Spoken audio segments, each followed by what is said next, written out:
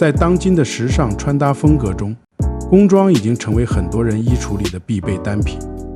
这种风格在价格和购买上都很亲民，不管你买新的还是二手的。如果你对时尚略有了解，又是个网络重度用户，你可能会立刻想到 Carhartt 的底特律夹克、机能夹克，或者双膝工装裤。如果你对时尚更加深入，甚至有点追根问底，那么你听到工装这个词的第一反应可能是美式工装还是日式工装？没错，这就是今天要聊的话题。显然，工装不是只在一个地方出现的，有活要干，就得穿合适的衣服。再加上经历了资本主义和工业革命这些因素，全世界的人都在努力工作。严格来说，这也算工装，或者这个，甚至这个也是。我要先说明，这期视频不是要讨论是谁或哪个国家发明了这种时尚风格，毕竟这根本无法确定。美国贡献了最流行、最经典的工装款式，而日本一如既往有着自己独特的风格。1848年，木匠詹姆斯 ·W· 马歇尔在加州科洛马的河床中发现了金片。尽管他和雇主约定要保守这个秘密，但消息还是走漏了。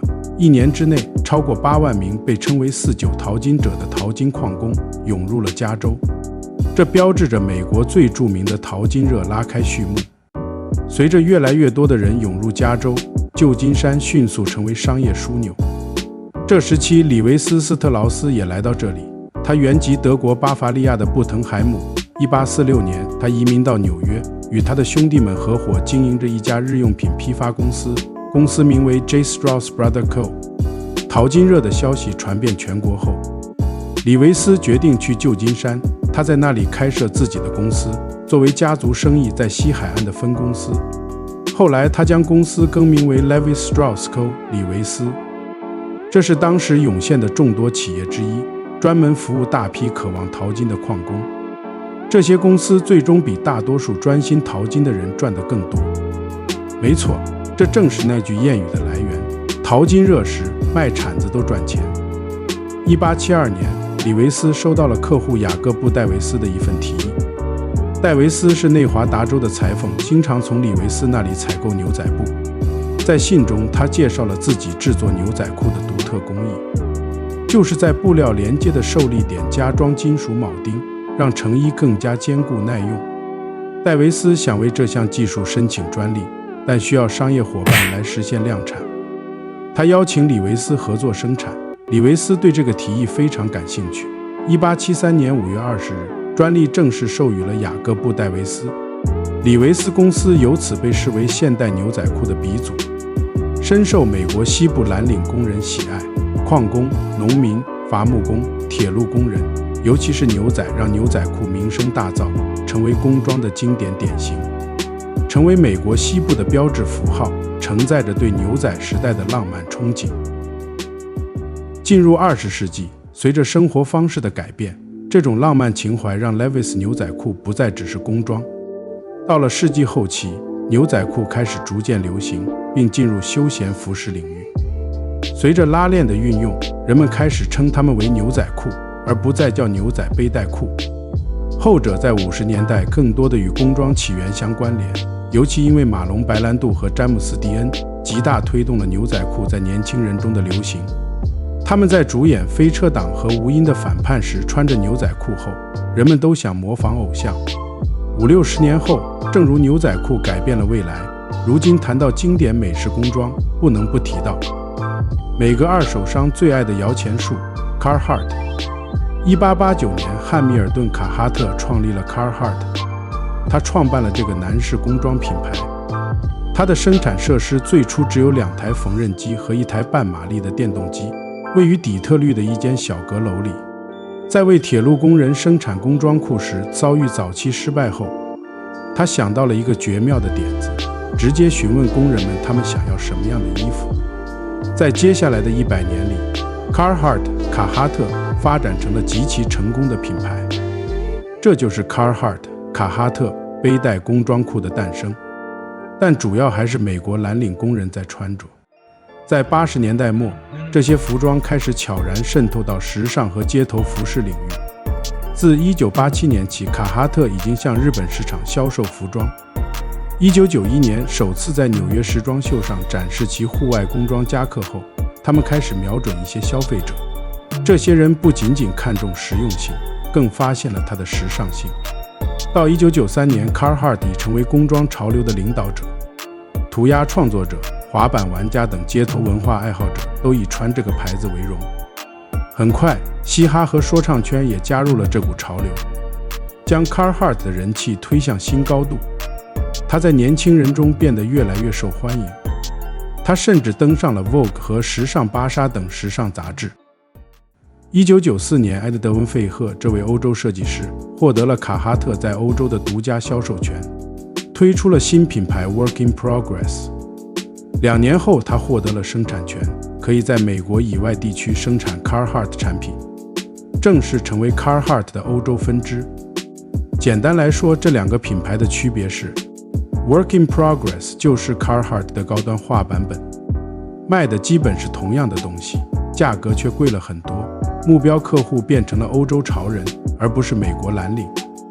没错，他们确实推出了更多时尚单品和联名款，但他们最受追捧的单品主要就是卡哈特经典款的换皮版本。他们最火的单品就是经典底特律夹克，用作旧的帆布打造复古效果，定价接近$300。虽然 Work in Progress 饱受争议，但卡哈特整体来说还是我最喜欢的工装品牌。我相信很多人也会这么说。总的来说，美式工装已经成为时尚界的经典元素，因为融入了众多亚文化，堪称永不过时的经典。滑板就是一个很好的例子。Dickies 工装裤成了滑手们的首选，尤其是在做 No Complete 动作时。2010年代中期，品牌也顺势而为，甚至专门成立了滑板部门，签下了滑板大神 Tom Knox、Jamie Foy 等选手。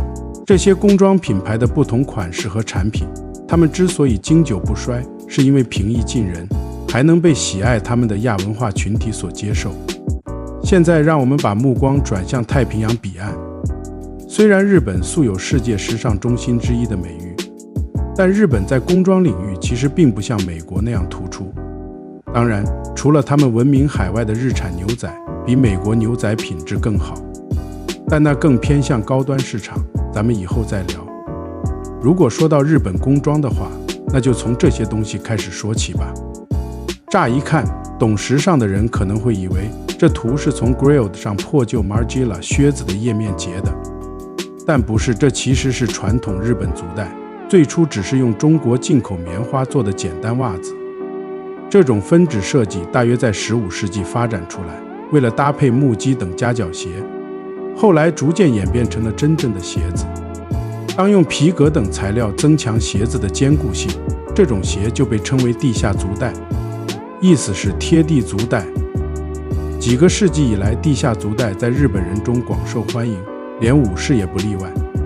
但直到20世纪，他们才真正成为现代工装鞋的代表。1922年，普利司通轮胎公司创始人兼兄弟石桥德次郎和石桥正二郎发明了橡胶底地下足带。不久后，建筑工人开始穿用这种鞋，农民园丁也开始穿用，甚至人力车夫和各种劳工都开始使用。地下足带在蓝领工人中大受欢迎，主要因为鞋面材质坚韧耐用，橡胶鞋底既结实又灵活。尽管面临钢头靴的竞争，许多工人依然选择地下足带，因为它灵活性更佳，脚趾活动更自由。相比其他更硬的鞋类，让穿着者获得更强的抓地力。近年来，钢头版地下足带也问世了。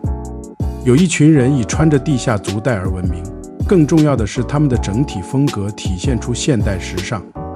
他们是被称为非职工人的日本高空建筑专家。虎一是一家工装品牌，自1959年起专为非职工人提供服装，并每年发布 Toby 系列目录。这个品牌的经典单品，也可以说是这些建筑工人的标志性服装，就是 Toby 裤。这种裤子版型极为宽松，在小腿处收紧。看看这些超级宽大的裤子，大多数人对此感到困惑。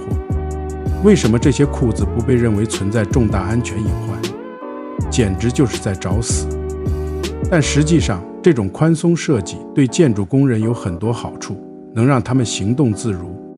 这很关键，因为工人需要在脚手架间快速穿梭，还能防护火花。工人们坚信宽松的布料就像猫的胡须，碰到障碍物时能提醒他们注意危险，或在接近摩天大楼边缘时被风吹动。